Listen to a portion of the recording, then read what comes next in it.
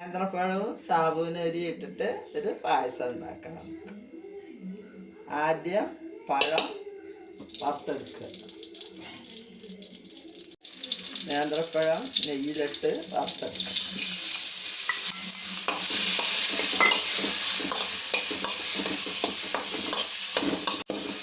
വെള്ളം പാകമായി വെള്ളത്തിൽ കുതിർത്ത് വെച്ച സാബുനരിയാണ് ഇത്.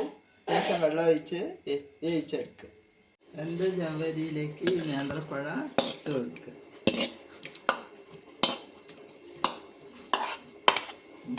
പിസ്താവും മുന്തിരിയും നെയ്യിൽ വറുത്തെടുക്കുക. ഇത് വെന്തതിന് ശേഷം ഇതിലേക്ക് പാലല്ല തേങ്ങ അരച്ചിട്ട് ഒഴിക്കുക. കാച്ചി വെച്ച വെള്ളപ്പാവ് ഒഴിക്കുക. ഇതിലേക്ക് ഏലക്ക പൊടിച്ചിട്ട് ഇടുക.